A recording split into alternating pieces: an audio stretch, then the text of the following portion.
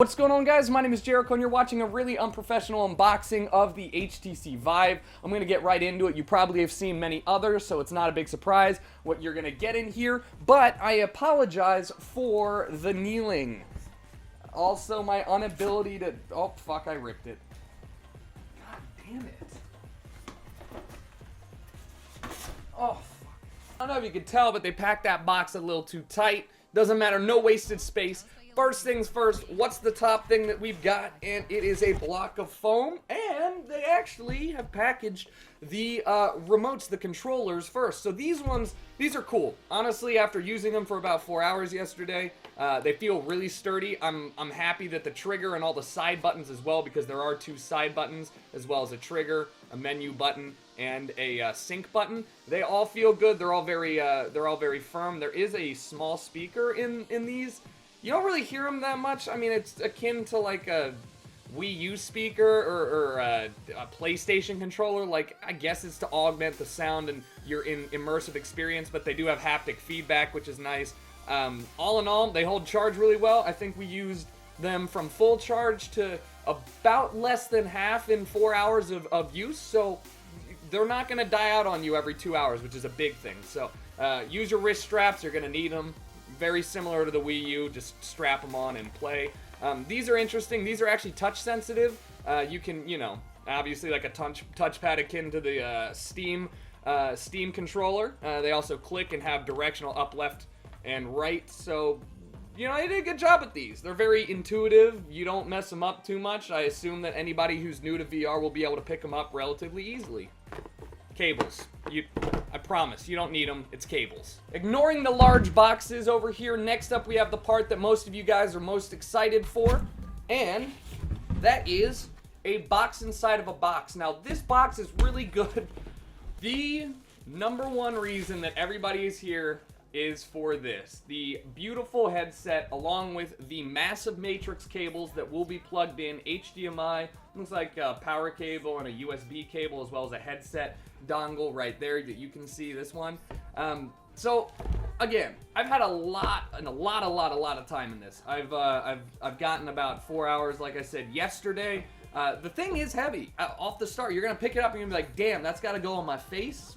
Yeah, it's gotta go on your face. This top strap really mitigates any weight issues that you might have, as long as you've got it fit snugly. The side straps and the top strap do a good job of keeping everything centered so it doesn't feel like you're front heavy. It's not pushing down on the bridge of your nose. It's not uncomfortable.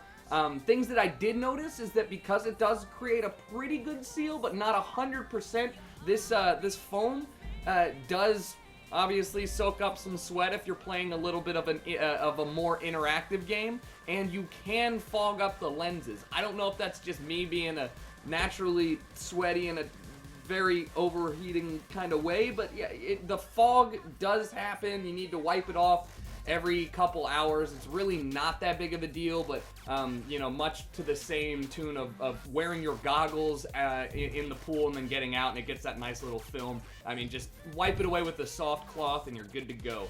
Front-facing camera. This is actually really, it's down here. I don't know why I'm pointing up here. It's down here. That's actually really useful.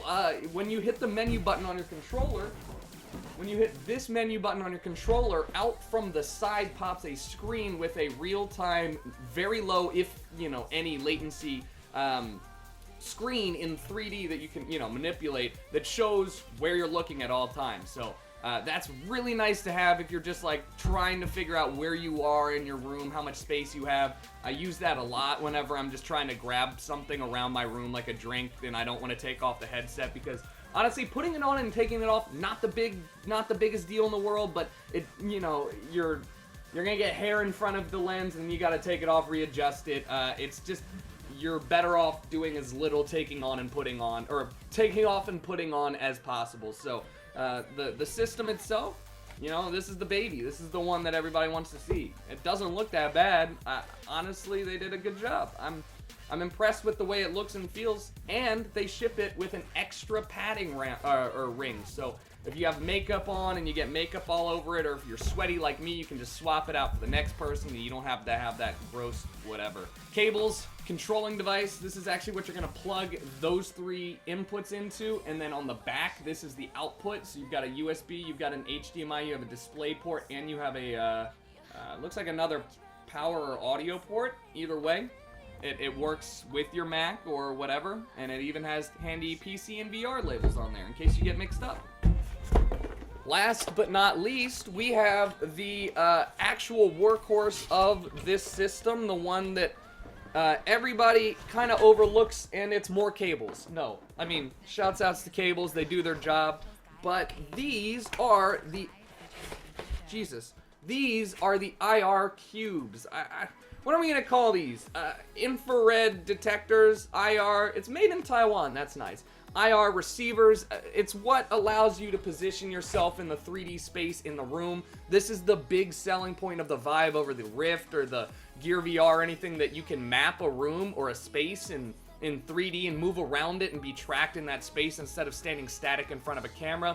You place these angled slightly down in the corner of every, in the opposite corners of your room, and as long as you're not blocking the space, you know, between the 2 cameras, it does a great fucking job. If you do stand right in between and you hold one of your controllers, say, by your body so it's being blocked by one or the other, it does have some tracking issues as expected. Not so bad that you can't do anything about it. It's just like a little stutter and you're like, oh, what was that? Oh, no, I don't know. So just make sure that when you mount these, they're free and clear of any obstruction. They have these, which is very handy. I was afraid that you were going to have to mount them to the wall, which if you want a permanent setup, you're going to want to do. But these allow you, these little screws allow you to put anything from a light mount, like I have LED panels that you can screw in here, or a camera mount. Even those dinky little like little cell phone camera mounts. Some of those will fit in here, and you can put it on top of a shelf. You just got to make sure it's above your head level and probably above your arm level, and it works fine. So you don't need to mount it. Now these 2 blocks need to be connected to each other. That means that there are cables going to be running around your room pretty much all the time. They also need to be plugged into the wall.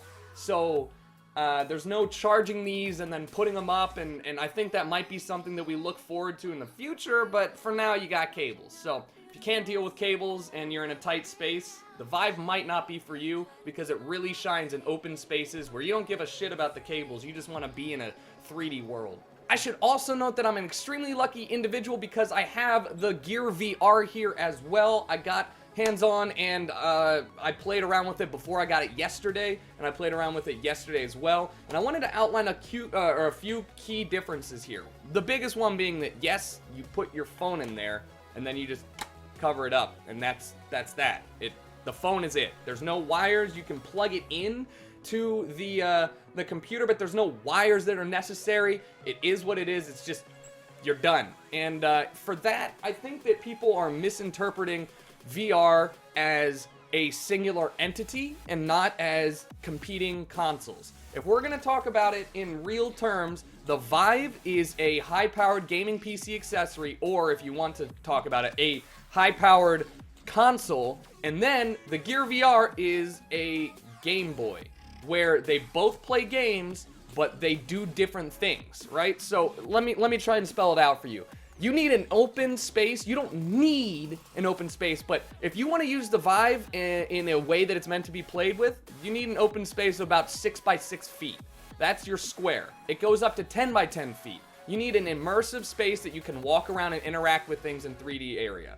If you want to watch TV on a big-ass screen, or watch a movie, or go look at a 360 photo, this is going to be your thing. The Vive retails at $800.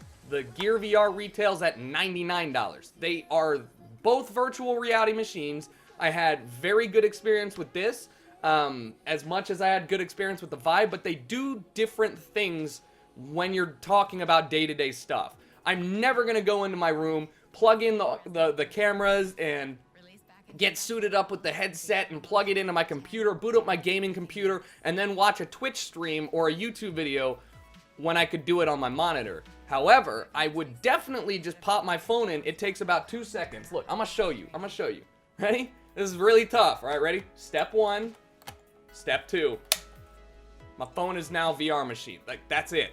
I will absolutely do that and then put it over my head and watch some TV or whatever you want to do in the meantime. Taking it out is easy. You just... So, there you got it. The GearVR and the Vive. I've got them both. I'm going to try them out both a lot more than I already have. I really do appreciate you guys sticking through this video. I just wanted to make the point at the end that these two systems, while both virtual reality, will accomplish very different goals in the virtual reality space, at least in my opinion. Don't quote me as fact, because I'm not an expert in the field.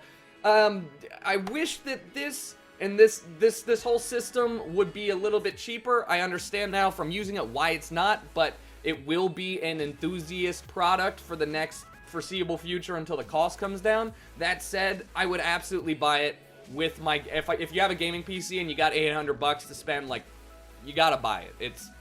It's that good. So, if you guys enjoyed, let me know. Hit the follow button. If you want to check out more GearVR or Vive gameplay, head over to my main gaming channel. I will have a video up today that shows Vive gameplay. And stay tuned for next week when I will probably give you a little bit more in-depth review on what each one does and which one is more suited for your lifestyle. So, thanks for watching, guys, and I'll talk to you all later.